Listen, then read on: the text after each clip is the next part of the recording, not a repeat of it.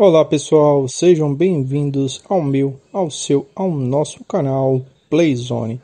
Eu me chamo Galk.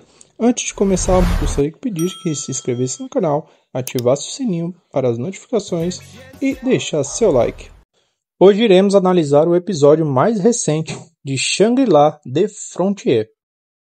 Então vemos que Rei ainda está à procura de Shuraku dentro do jogo Shangri-La. E ela acaba ali se deparando ali com alguns jogadores ali andando no mapa à noite, né? E ela acaba perguntando para eles se eles viram um personagem chamado Shunraku com uma cabeça de pássaro. Eles falam que acabaram vendo, né? Shunraku, eu vi ele correndo, né? Da cidade 1 para dentro da cidade de Secondele. Ele estava com veneno, né? Da cobra. Então a gente vê que Rei acaba percebendo que Shunraku não ficou na primeira cidade. Ele acabou ali atravessando a ponte e conseguindo derrotar ali o boss, né, que era a cobrona ali. O boss da ponte, da divisória da cidade 1 para a cidade 2. E ela fala que realmente ele era capaz de fazer aquilo, mas ela não esperava por isso. Então ela acaba entregando ali para eles ali um item de teleporte, né, para aqueles dois aventureiros, e acaba usando algum tipo de habilidade que aumenta a sua velocidade. Então a gente vê que ela acaba agradecendo os dois e vai em direção à cidade ali rapidamente. Então é dito que o Rei faz parte de uma grande guilda dentro de Shangri-La de Frontier. O nome da guilda é Schwarzer Wolf, ou Lobo Preto. E o seu personagem, Psyker Zero. Então vemos ali que Rei é muito forte, porque ela já joga Shangri-La há muito tempo. Então vemos que a guild de Rei é especializada ali em caçar monstros únicos, e principalmente focada em um único monstro, o Lycan-Orn, ou Likango, o Matador da Noite, ou Atacante da Noite. Então vamos explicar como funciona ali o boss colosso, Lycan-Orn ou Likango, né?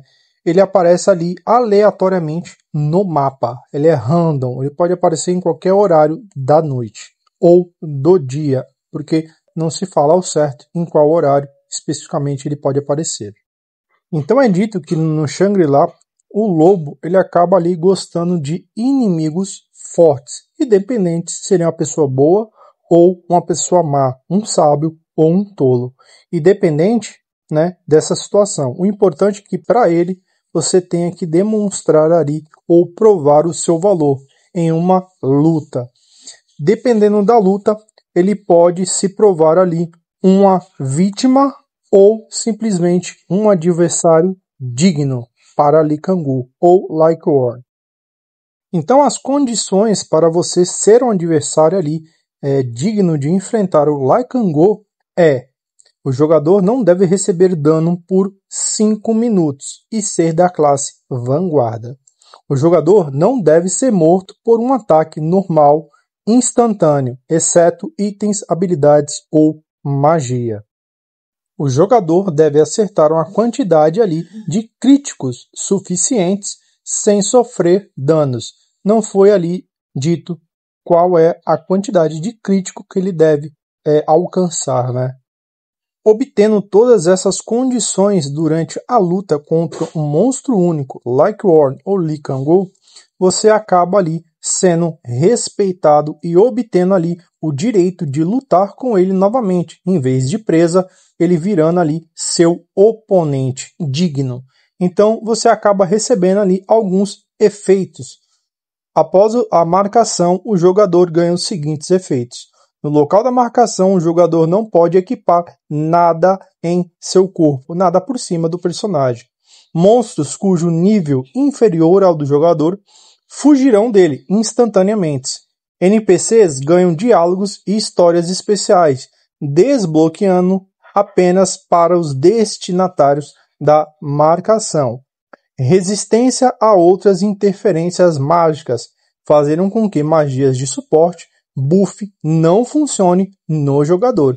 A maldição só pode ser suspensa pela oração de um santo ou derrotando a criatura que aplicou a maldição. Então essas são as informações sobre o Lee Kang-ho e os seus efeitos em cima do personagem. Então vemos ali que na luta que a gente irá perceber nesse anime, Shunraku não irá lutar com Lycaon ou Lee Kang-ho no modo real, e sim na sua forma espectro, a primeira parte de um cenário de boss, que possivelmente irá ter mais fases. Então, dentro de Shangri-La, existem 7 monstros únicos, conhecidos como Colossos.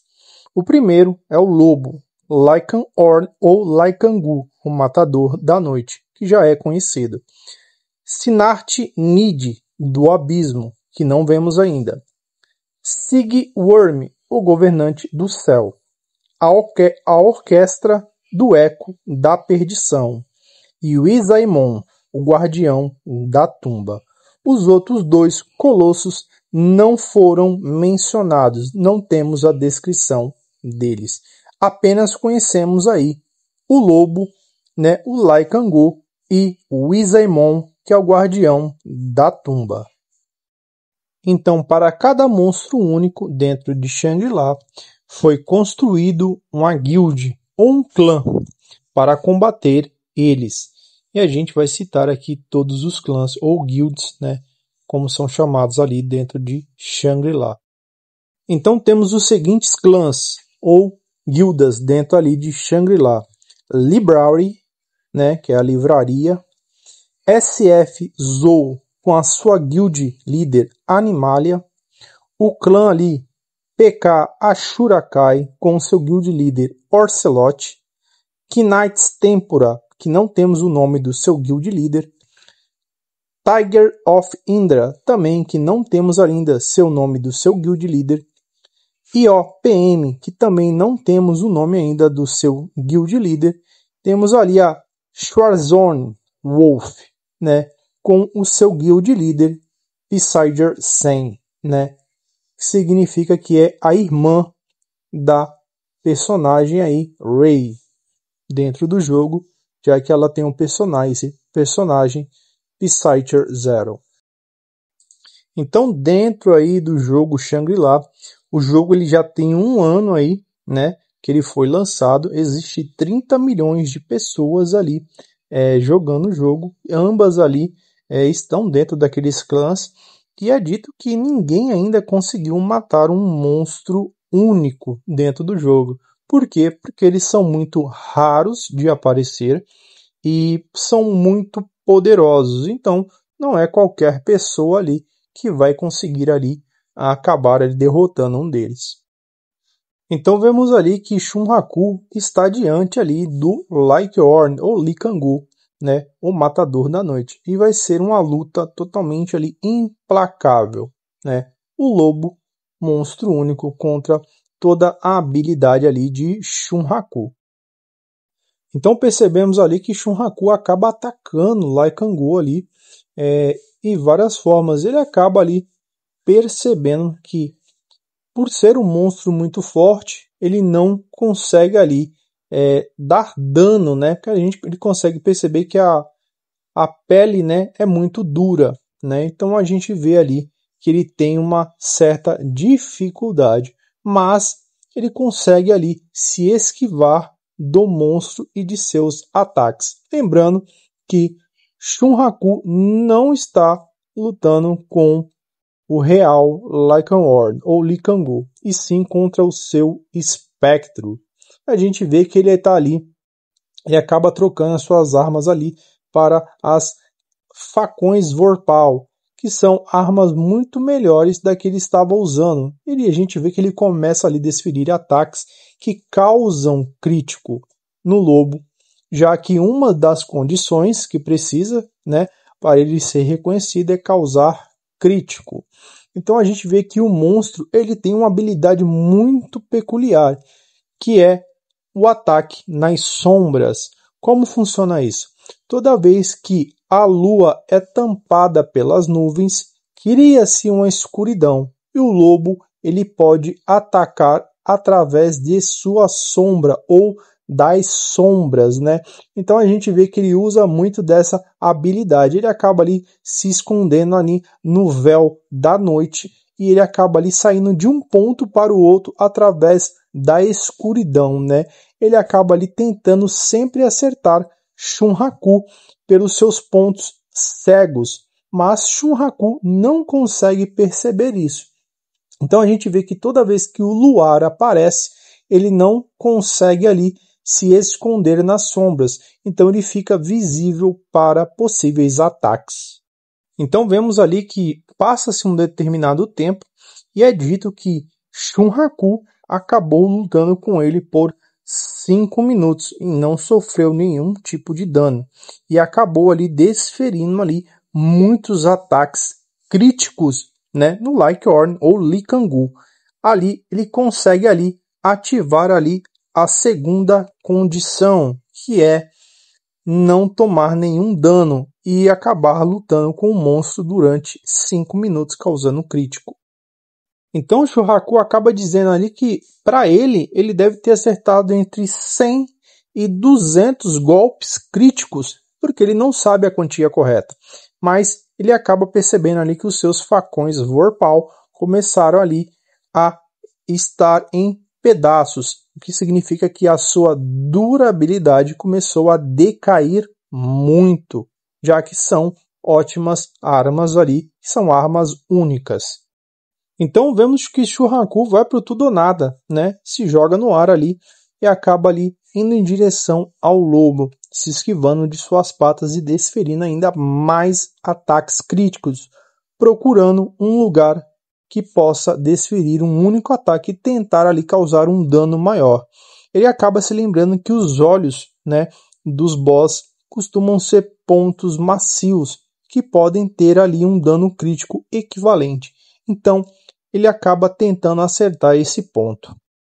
Então vemos que Shunraku ali tenta acertar o olho, mas o lobo acaba desviando ou até mesmo ali fechando a sua pupila, atingindo a pele do lobo. Já que a pele do lobo é muito dura, ele não acaba dando nenhum tipo de dano e a gente vê que ele acaba sendo ali jogado para longe.